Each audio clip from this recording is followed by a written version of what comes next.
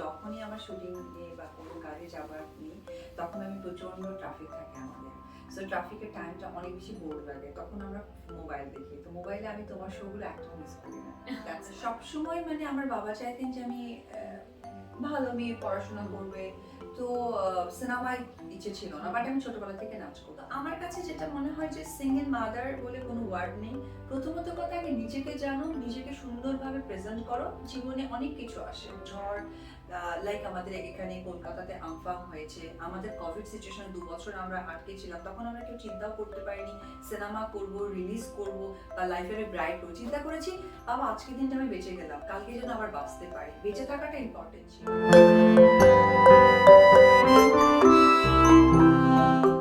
Welcome to Sharmila show house.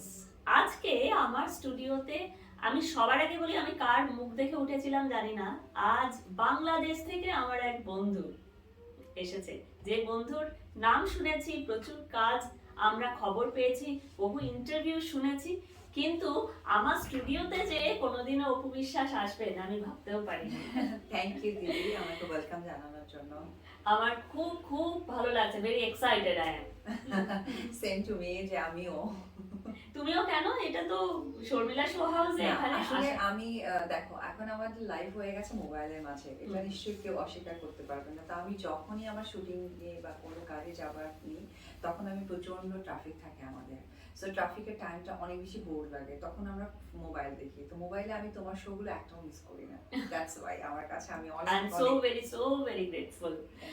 আর এই তোমাকে দারুণ লাগছে, you are looking very very gorgeous. আমি আস্তে আস্তে সেটা খুলবো, মানে কি করে এরকম গর্জাস থাকা যায় সেটা আপনাদেরও জানাবো, দিদিও বলবেনও। কিন্তু আমি একটা ব্যাপার জানতে চাই যে এরকম শর্টকাটে তুমি কি করে বাংলাদেশ থেকে কলকাতায় চলে এলে? হ্যাঁ, এটা অ্যাকচুয়ালি সিনেমাটা শুরু করেছে আমার লাইক যখন জাস্ট বেবি হয়েছে, 8 to 9 মান্থ আমার বেবির বয়স তখন। তো সেই সময় সুবীর দা বাংলাদেশে গেছেন। তো মিডিয়াটা অ্যাকচুয়ালি সবাই সবার সাথে রিলেটেড। তো তখন উনি একটু গুবলু গাবলু একটা হিরোইন চাচ্ছিলেন, মানে জিরো ফিগার হওয়া যাবে না, একটু মোটো ছোটো। তা আমার বেবির পর তো আমি বেশ মানে কি যে হয়ে গিয়েছিলাম, আমার তো অনেক বেশি ট্রলের মুখে পড়তে হয়েছে। এনিওয়েজ, তো ওই জায়গা থেকে আমার কোনো বদারনেস নেই, কারণ আমি জানি আমি মা হয়েছি। তো ওই সময় দাদার সাথে আমাকে পরিচয় করিয়ে দিলেন। দেবার পর দাদা আমাকে বললেন আমি ওকেই চাই। আর আমার ক্যারেক্টারটা যেটা, সেটা বাংলাদেশেরই একটা মেয়ে থাকে এবং ওইরকম একটা নাদুস নুদুস একটা চেহারা থাকে। তো ওইটা দাদার ক্যারেক্টারের সাথে একদমই মানে ম্যাচ করে যাচ্ছে। তখন দাদা আমার সাথে গল্পটা শেয়ার করলেন, অ্যান্ড আমি চাচ্ছিলাম যে আমি ফার্স্ট কাজ করব, আমি যেহেতু বাণিজ্যিক ধারার নায়িকা, তো অফ ট্র্যাক মুভি করব, আমার আসলে বুঝতে পারছিলাম না এটাকে চ্যালেঞ্জ করা নাকি করব না।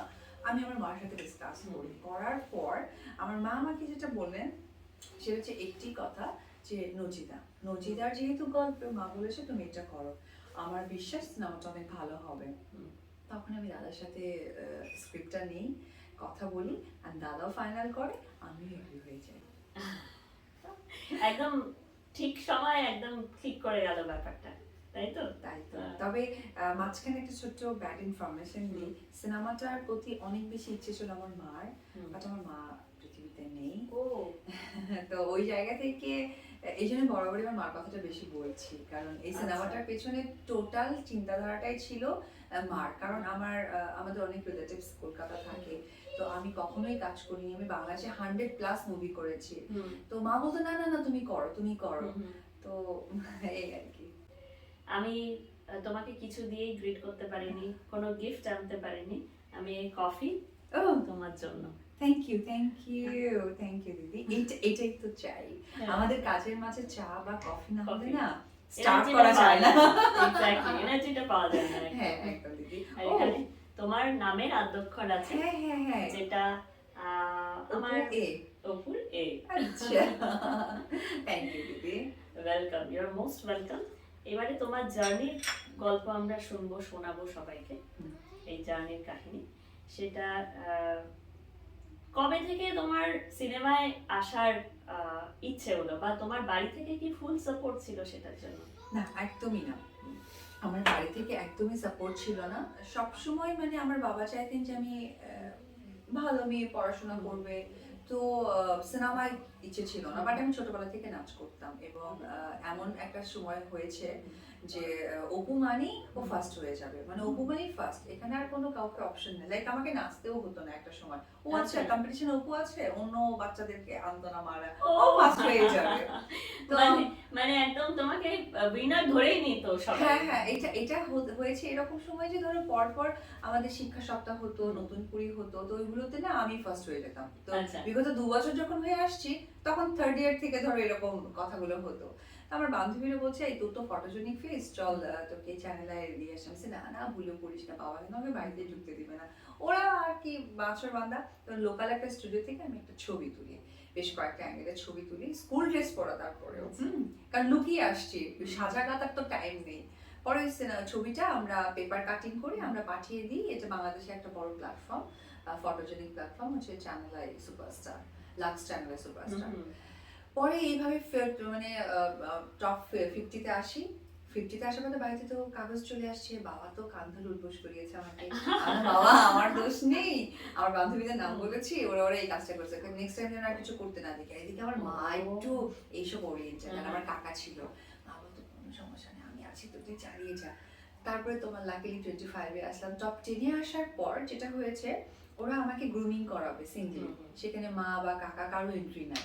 তখন মা চাননি যে আমি এটা করি, কারণ মা আমি ছোট মানুষ, আমি একা একা গিয়ে কি করব।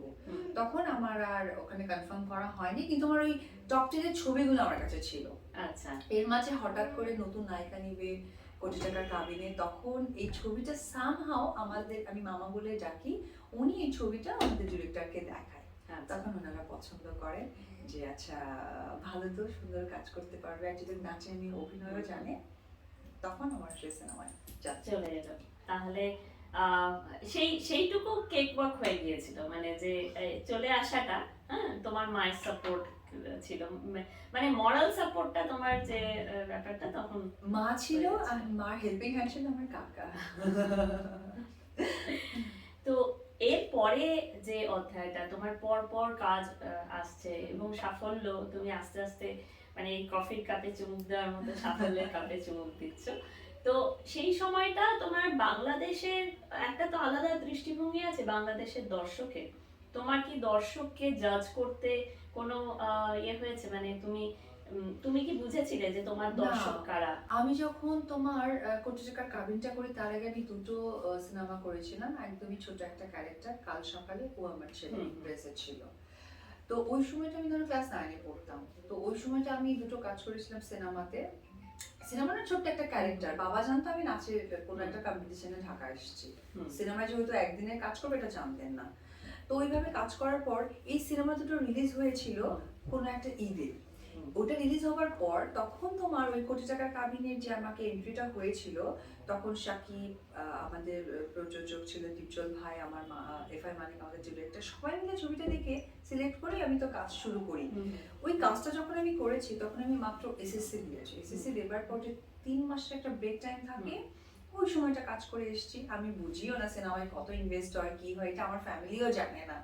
বাট সিনেমাটা আমি যতটুকু জানি 2 CR এর মতো ইনভেস্ট হয়েছিল, বাট সিনেমাটা বিজনেস করেছিল 7 CR। ও হ্যাঁ, কারণ ওই সময় 2007-এ ওই সময় আমাদের বাংলাদেশে 700 সিনেমা হল ছিল এবং বড় বড় সিনেমা হল ছিল। তো ওই জায়গা থেকে আমি বুঝিনি পরে যে আমরা আবার কাজ করব না। আমি আসছি, কলেজে ভর্তি হয়ে গেছি, মাও ব্যাক করাবে না, মা বলেছে শখ ছিল মিটে গেছে, স্ক্রিনে দেখেছি, পোস্টার দেখেছি, আর লাগবে না। পরে ওরা যখন দেখলো যে এই সিনেমা থেকে এত মানে এরকম মেগা একটা টাকা পেয়েছি, এটা আমি, ওই প্রোডিউসার আর চাননি, উনি চেয়েছেন এই টাকাটা দিয়ে উনি নতুন সিনেমা 2-3টা বানাবে। তখন আমি পরপর চাচ্চু, পিতারাসন, দাদিমা 3টা সিনেমা করি। এই 3টা থেকে উনি এরকমই সফলতা অর্জন করেন। তারপর উনি আমাদেরকে নিয়ে, আমাকে আর আমার যে নায়ক শাকিব খান, তাদেরকে নিয়ে প্রচুর সিনেমা করে, অন্যান্য প্রোডাকশন থেকে করে। একটা সময় 2008 থেকে একদম 15 পর্যন্ত বলতে পারো, মানে আমার সমযোজী কোনো নায়িকা ছিল না, মানে আমি আমি আমি এফডিসিতে ধরো 8টা ফ্লোর, এখানেও পড়ছে না, ওখানেও পড়ছে না, আমি একটা সময় এমন পেইন হয়ে গিয়েছিল যে মেকআপ রুমে আমাকে বেড পেতে ওখানে ঘুমাতে হয়েছে। ওহো, মানে সত্যি এটা মানে সফল হওয়াটা, সাফল্যটা লোকে বাইরে থেকে দেখে, ভেতরে যে কতখানি পরিশ্রম থাকে। এবং এখানে কমপ্লেনের কোনো ব্যাপারই নেই, তুমি কাউকেই কমপ্লেন করতে পারবে না। না, আমি মানে- নিজে থেকেই সিনেমাগুলো সাইন করতাম। হ্যাঁ। ধরো আমি সকালে এসে ব্রেকফাস্ট খেতাম না, কোনো প্রোডিউসার বসে আছে, হুম। আপা আপনার শিডিউল লাগবে, আমি বলছি, হ্যাঁ ঠিক আছে, দিয়ে দিতাম। আবার ধরো লাঞ্চ করবো, আরেকজন হয়তো লাঞ্চ সাথে করে নিয়ে আসছে, আমি বুঝে যেতাম, আমি সাইন করাবেন, হ্যাঁ হ্যাঁ সাইন করে দিতাম। আর ধরো শুটিং প্যাক আপ বলেছে, প্যাক আপ করার সময় তো বলতাম, ভাইয়া সাইন করাবেন, হ্যাঁ হ্যাঁ হ্যাঁ সাইন করাবো। তো ধরো 2011, 12 and 13 এই 3টা বছর 12 মাসে 1 বছর হয়, বাট একটা সিনেমা করতে গেলে 25 to 30 ডেজ লাগে অ্যাপ্রক্সিমেটলি, খুব ভালো মতো করতে গেলে। আমাকে মাসে 2টো সিনেমা শেষ করতে হয়েছে 15 ডেজ করে। এবার বুঝো কি প্যারা, মানে 3টা শিফটে কাজ করতে হয়েছে, মর্নিং, ইভিনিং এন্ড ওভারনাইট। তো এখনো তো তোমার মানে পুরোদমেই কাজ চলছে, একটু একটু করে তুমিও অন্য বাচ্চার জন্য বেশ 2-3 বছর একদমই চুপচাপ ছিলাম। সাথে সাথে অবশ্যই ফিটনেসের ব্যাপারটা ছিল, যে ফিটনেসটা তোমার হচ্ছে গিয়ে প্রপার করতে হবে। তো এরপরে যেটা হয়েছে, তোমার ধরো 3 বছর পর এখন হয়তো একটু ফিট মনে হচ্ছে, জানি না। আমি প্রথমেই তো বললাম তোমার এখনো 16 হয়নি। তো এই এখন ধরো আবার এই তো বাংলাদেশে তোমার এই বছর আমার একটা সিনেমা রিলিজ হয়েছে, শ্বশুরবাড়ি জিন্দাবাদ 2। তারপর আবার আরেকটি সিনেমা রিলিজ হবে, ছায়াবৃক্ষ, প্রেম প্রীতির বন্ধন, একটি সিনেমা ওটাও রিলিজ হবে। আরো 2টো নতুন সিনেমা আমি কাজ এখান থেকে গিয়ে শুরু করব, এবং আমার নিজস্ব প্রোডাকশনের অনুদানে প্রাপ্ত একটা সিনেমা লাল শাড়ি, যেটা আমি নিজে প্রডিউস করব। এন্ড আমি আর্টিস্টও, যারা চাই যে কলকাতায় অপু বিশ্বাস কন্টিনিউ করুক, তাহলে হয়তো না, অবশ্যই চাই। অবশ্যই আমি তোমাকে আর বারবার চাই। কলকাতার দর্শকদেরকে বলে দাও যে অপুকে বেশি বেশি করে কলকাতার কাজ দর্শক করাও। বা কলকাতা কেন, পশ্চিমবঙ্গের দর্শক, এনআরআই বেঙ্গলি যারা আছেন, তারা সবাই কিন্তু অপু বিশ্বাসকে চান, আমি জানি, মনে প্রাণে চান যে তুমি এখানে এপার বাংলার ছবি করো। থ্যাংক ইউ দিদি, থ্যাংক ইউ। আচ্ছা, বা আমার ছেলে ওখানে, মানে তোমার ছেলের মতোই আমারও একটা ছেলে আছে। এসো, এসো। মাই গড, আমাকে এসো, এসো। কি আসো আসো আসো, এদিক দিয়ে এসো। তুমি আমার কাছে আসো। আমি আমার ছেলেকে ভীষণ মিস করছি, তো আমি আরেকটা ছেলে পেয়ে গেলাম। নাম কি হবে তোমার? বলতে হবে একদম না, জয় আব্রাম, একদম। এটাই তোমার নাম কি? এ কি নাম না বলে কেউ চলে যায়?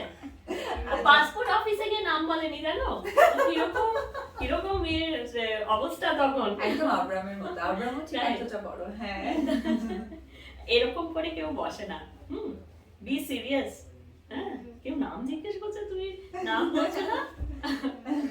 আমি জানি যে মানে যারা ওয়ার্কিং মাদার, তাদের পক্ষে পুরো জিনিসটা সামলে কিছু করা খুব মুশকিল, কারণ প্রত্যেকটা দিনই একটা আলাদা আলাদা মিনিং নিয়ে আসে। সকালটা একরকম শুরু হলো, তারপরে সবই ঘেটে গেল। পুরোটাই ডিপেন্ড করে আর সবার উপরে, মানে বিশেষ করে ছেলের উপরে ডিপেন্ড করে। তুমি এইখান থেকে আমি একটা প্রশ্ন করবো, তোমার জয় আব্রাম, তার উপরে কতটা তোমার ডিপেন্ডেন্ট তোমার লাইফ? পুরোটাই। আমার কাছে মনে হয় ও আমার আরেকটা পৃথিবী, যেখানে দুঃখ কষ্ট বলে কিছু থাকে না। লাইফে অনেক ডিপ্রেশন আসে থাকে, কিন্তু সেটাকে রিলিফ করার জন্য আমার মনে হয় যে সন্তানের থেকে ইম্পর্টেন্ট কিছু নেই। একদম। তো আমার লাইফে ধরো ডিপ্রেশন ছিল, এসেছিল, তো আমি এটা সব কাজ টাজ করে, আমি প্রচুর কাজ করেছি মাঝে। কেন দিদি, মানে আমি চাচ্ছিলাম কি যে আমার ঘুম আসতো না, তো আমি যেন কাজ করতে করতে করতে করতে এতটা টায়ার্ড হই, অটো ঘুমিয়ে যাই। তো ওইটা চিন্তা করতাম, তো মাঝে মাঝে খারাপ লাগতো। কিন্তু যখন আমি বাড়িতে ঢোকার সঙ্গে সঙ্গে আমাকে মম বলে জড়িয়ে ধরতেন। অ্যান্ড সবচেয়ে ইম্পর্টেন্ট কি জানো, বাড়িতে ঢোকার সঙ্গেই আমার ড্রয়িং রুমের পাশে একটা জায়গা আছে যেখানে আমি বসে শুজ চেঞ্জ করি, সে মাটিতে বসে আমার শুজ খুলে দিত। ও, অ্যান্ড খুলে দেওয়ার পর আমি আমার না মাঝে মাঝে একটু ইয়ার্কি করতাম, তুমি একটু মমের পাটা একটু ইয়ে করে দাও, দেশো এমন এমন করে একটু চিমটি চিমটি দিত। তো আমার না কি যে ভালো লাগতো, আমার কাছে মনে হতো যে না, লাইফে আমার থেকে সাকসেস কেউ নাই, যে এত সুন্দর একটি সন্তান আমার। একদম। আচ্ছা, আমি কিন্তু তোমার নাম বলবো না, তুমি নিজেই মাসিকে তোমার নাম বলবে। হ্যাঁ, বলবে তো? বলবে না? হ্যাঁ, অনেক সুইট। হ্যাঁ, তাহলে মাসিকে বাই করে দাও। ওর নাম হচ্ছে, ওর ডাক নাম হচ্ছে ক্রিশ। ও, আর ভালো নাম এবারে বলো। ভালো নাম বলো, বলো বলো। ভালো নাম বলো। ভালো নাম? আমার ছেলেকে বলার সঙ্গে what is your name, my name is Abram Khan Joy. Okay okay okay. দেখো সবাই কি সুন্দর নাম বলে দেয়। ও ভালো। আচ্ছা ওকে, বাই বাই করে যাও। আমার ছেলের সঙ্গে তোমার আলাপ হলো। হ্যাঁ। এবারে আমি একদিন তোমার ছেলের সঙ্গে আলাপ করবো, একদম ঠিক আছে? একদম একদম। একটা একটা বিষয় যে অভিনেত্রীদের কাছে মানে মা হওয়া এবং তোমার কাছে সিঙ্গল মাদার হয়ে অনেকটা পথ চলা, তারপরে তোমাকেও নিজের লাইফে অনেক কিছু হার্ডলস পার হতে হয়েছে। তুমি যদি নিজেই বলো যে মানে এটা শুধু তোমার জীবনে নয়, আমাদের সব সাধারণ মেয়েদের জীবনেও কিন্তু এইরকম হার্ডলস আছে। আমারও একটা বৈবাহিক সম্পর্ক ছিল যেখান থেকে বেরিয়ে আসতে হয়েছে, এবং আবার পরে আমি দ্বিতীয়বার বিয়ে করেছি। কিন্তু আমি জানি যে ওই সময়টা সবাইকে ফেস করতে আমাকে কি না করতে হয়েছে। কি বলো, আমি একদমই একমত নয় এটাতে। বলো তো কেন? কেন? ধরো আমি যদি বাড়ির বড় মেয়ে হতাম, আমার থেকে যদি 10 থেকে 15 বছর ডিস্টেন্স আমার একটা ছোট ভাই থাকতো, ছোট বোন থাকতো, ধরো বাবা মা পৃথিবীতে নেই, তাকে আমার দেখতে হতো না অ্যাজ এ মাদার। বড় বোন তো একটা সময় মাই, বা বড় ভাই তো একটা বাবাই বলে আমার চোখে। তো ওই জায়গা থেকে না আমি এই ধারণাটা একদমই, আমি আমার দেশেও যখন কোনো প্রোগ্রাম বা কোথাও আমি গিয়েছি, আমি একদম এই ওয়ার্ড অ্যান্ড এই ধারণা, এই দুটো আমি খুবই অপছন্দ করি। সেটা হচ্ছে single mother. What do mean single mother? আর ডিপ্রেশন কিসের? ডিপ্রেশন বলে কোনো ওয়ার্ড নেই, কারণ তুমি একা পৃথিবীতে জন্মেছো, একা পৃথিবী থেকে যাবে। তার মাঝে তোমার যে আপনজন সেটা হচ্ছে তোমার সন্তান। যেহেতু মেয়েদের নারী ছেড়ে একটা ধন, আমাদের পেট কেটে ওকে বের করতে হয়। তো সেই জায়গা থেকে এটাই আমার অরিজিনাল একটা আপনজন, আর বাদ বাকি কেউ না। একটা হাজবেন্ড বলো, একটা বয়ফ্রেন্ড বলো, তার সাথে একটা সম্পর্ক, সেটা থাকতেও পারে নাও থাকতে পারে, ইটস নর্মাল। আচ্ছা, সিঙ্গেল মাদার মানে কি? সন্তানটা আমি পেটে থেকে হয়েছে জন্য সিঙ্গেল মাদার। যদি আমার ছোট ভাই থাকতো, ছোট বোন থাকতো, বা আমাকে কাউকে দেখতে হবে, তাহলে কি আমি সিঙ্গেল সিস্টার হতাম, বা সিঙ্গেল কি ব্রাদার হতাম? তো আমার কাছে দুটো ওয়ার্ডের কোনো ডেফিনেশন নাই, হয়তো বা আছে। আমার ঠিক হয়তো আমি অন্য জায়গাটা ধরতে চাইছিলাম যে একটা সম্পর্ক শেষ করে না, আমি ওই নিজের কথাটাই মধ্যে- বলতে হ্যাঁ, চাচ্ছিলাম। হ্যাঁ, তো আমার কাছে যেটা মনে হয় যে সিঙ্গেল মাদার বলে কোনো ওয়ার্ড নেই। প্রথমত কথা, আগে নিজেকে জানো, নিজেকে সুন্দরভাবে প্রেজেন্ট করো। জীবনে অনেক কিছু আসে, ঝড়, লাইক আমাদের এখানে কলকাতাতে আমফান হয়েছে, আমাদের কোভিড সিচুয়েশন 2 বছর আমরা আটকে ছিলাম, তখন আমরা কেউ চিন্তাও করতে পারিনি সিনেমা করব, রিলিজ করব, বা লাইফের ব্রাইট করব। চিন্তা করেছি বাবা আজকের দিনটা আমি বেঁচে গেলাম, কালকে যেন আবার বাঁচতে পারি, বেঁচে থাকাটা ইম্পর্টেন্ট ছিল। তো আমি যারা মনে করি হ্যাঁ সিঙ্গেল মাদার, বা যারা ডিপ্রেশন বা ডিভোর্স হয়েছে, বা কাছের মানুষ চলে গেছে, আমি তাদেরকে একটি কথাই বলবো যে ডিপ্রেশন হওয়ার কিছু নেই। জীবনে অনেক কিছু পাওয়ার আছে, বিধায় কোনো কিছু যাচ্ছে। তো সব কিছুকে পজিটিভিটি দেখলে তাহলে আমার মনে হচ্ছে লাইফে দুঃখ বলে কিছু থাকে না, যেটা আমি হ্যান্ডেল করেছি। আমি কখনোই ডিপ্রেশন হই নাই, অ্যান্ড আমি কখনোই চিন্তা করি আমি সিঙ্গেল মাদার। আমার কাছে আমার ছেলে এখনো মনে হয় we are good friend, like আমরা সেম ড্রেস পরি, সেম ভাবে যাই। হ্যাঁ, ইম্পর্টেন্ট হচ্ছে একটা মানুষের জন্য, সেটা ছেলে বা মেয়ে যেই হোক না কেন, তোমাকে ভালো আর্ন করতে হবে, তোমাকে একটা উঁচু জায়গায় যেতে হবে। যদি তুমি হচ্ছে কারোর উপর প্রতিশোধ নিতে চাও, তাহলে তুমি যা ছিলে তার থেকে বেটার হও, তাহলে প্রতিশোধ নেওয়া যাবে। বাট আমাদের এই মানুষদের মনে একটা কাজ করে কি, আমি কষ্ট পেয়েছি, ঘুম বন্ধ, খাওয়া বন্ধ, চেহারা যাও সুন্দর ছিল সেও বেঁকিয়ে ছেকিয়ে গেছে মনে করো। এটা মানে এটাকে প্রতিযোগিতাও বলে না, প্রতিশোধও বলে না। প্রতিশোধ ওইটাই যে তুমি যা ছিলে তার থেকে আরো বেটার হবা, বা যেটা তোমার প্রাপ্তি ছিল না তার থেকে বেটার কিছু করবা। কুডোজ। একদম, এটা এত সুন্দর করে অপু বললেন সবাইকে, আমি সত্যি মুগ্ধ হয়ে শুনেছি, মুগ্ধ হয়ে শুনলাম। এবং আমি সবাইকে বলছি যে এই কথাগুলো শুধু কথার কথা নয়, এই কথাগুলো অনেককে আজকে এই মুহূর্তে অন্যরকম ভাবতে শেখালো। একদম। এবং তুমি যে লম্বা পথটা পেরিয়ে এসেছো, সেটার কোনোটাই শর্টকাট ছিল না। সবকটাতেই তোমাকে মানে, এবং আজকে যে নারীকে আমি সামনে দেখছি, যে নারীর মানে সেই যে উজ্জ্বল নারীকে দেখছি, যে ভেতর থেকে উজ্জ্বল, তাকে দেখে আমি সত্যি খুব মুগ্ধ হয়েছি। তোমার এই যে তোমার জীবন কাহিনীর যে ধাপগুলো আমি শুনলাম, বা তোমার বাংলাদেশে যে একটা একটা বিরাট জায়গা তুমি নিয়ে আছো এখনো, এই এই যে সাকসেসটা, এটা তোমার ইচ্ছে করে যে বাংলা ফিল্ম ইন্ডাস্ট্রিতে সেই রকম ভাবেই আবার শুরু করি নতুন করে, এবং বেশ কয়েকটা বছর এখানেই কাটাই? হ্যাঁ দিদি, ইচ্ছে আছে কারণ হচ্ছে মা, বললাম না আবারও মার কথা হুম। আসে। আমি আসলে প্রত্যেকটা ডিসিশন স্টেপ আমার মাকে নিয়েই করতাম, এবং মা যেটা বলতেন না সেটা আমার কাছে মনে হতো যে একদম বেদ বাক্য, এবং হতো খুব ভালো। হুম। তো মা খুব চেয়েছিলেন যে আমি এবার বাংলাতেও একটু কাজ করি। আমি আগে থেকে করতাম না, সময় পেতাম না, হুম। ঠিক প্রপার শিডিউল দিয়ে যে টাইম দিয়ে এখানে থাকা, তো ওটা আমার হয়ে উঠতো না। ওখানে প্রচুর কাজ করেছি, তো সেই জায়গা থেকে আমি চাচ্ছি এখন কাজ করতে। তবে হ্যাঁ, কাজ করতে চাইলে তো আর কাজ করা যায় না। তারপরে আমি এখানে কাজ করব, আর এই জানানোর জন্য টোটাল দায়িত্ব দর্শকদের। আমারও, মানে শর্মিলা শো হাউসেরও এটা একটা বড় দায়িত্ব, কারণ আমি চাই যে বারবার অপু বিশ্বাসের ছবি সবাই দেখুন। হুম। এই তোমার কলকাতা সফর প্রায় শেষের দিকে, এবং তুমি এরপরে হয়তো আবার ফিরে যাবে, এরকম সব স্মৃতিগুলো নিয়ে ফিরবে, তাই তো? একদম।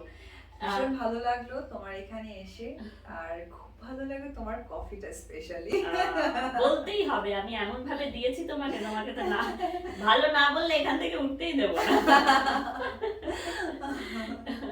তোমাদের বাংলাদেশের একজনকে আমরা কিন্তু আপন করে নিয়েছি প্রায়, জয়া। জয়া এখন এখানেই সব সব ছবি এখানেই করে। যখন জয়া এখানে এসেছিলেন প্রথমবার, ওরকম প্রথম দিকের ইন্টারভিউ আমি নিয়েছিলাম, তখন তখন খুব ভাইব্রেন্ট, ওই মানে বাংলাদেশের একটা আলাদা একটা গ্লো থাকে না, ওই যে আছে বাংলাদেশের ইলিশ খেলে একটা গ্লো থাকে, সেই একই রকম গ্লো আমি তোমার মধ্যেও দেখতে পাচ্ছি। তো আমাদের ছেড়ে একদম অপু বিশ্বাস যেন না যান, পরপর ছবি আসুক না, আমরা খুব আনন্দ খাবো। হ্যাঁ, তোমরা সেই আশীর্বাদ করো। এবং আর তোমাদের শর্মিলা কাছে শো হাউসে তুমি প্রথমবার এলে, যদি দর্শককে বলো কেমন লাগলো আমার স্টুডিও। ভীষণ ভালো লেগেছে দিদি, তো অসম্ভব আন্তরিক। আর ধন্যবাদ জানাই এত সুন্দর একটি প্রোগ্রামে আমাকে আমন্ত্রণ জানানোর জন্য, শর্মিলা শো হাউসে। কারণ এটা প্রচুর দেখেছি আমি নিজে থেকেও চাইতাম এই প্রোগ্রামটাতে আমি কবে যাব। তো আজকে আসতে পেরে খুবই ভালো লাগছে। বাংলা সিনেমার সাথে থাকবে, বাংলা সিনেমা প্রচুর দেখবে, আর স্পেশালি আমার জন্য সিনেমাটা তোমরা বেশি বেশি দেখো।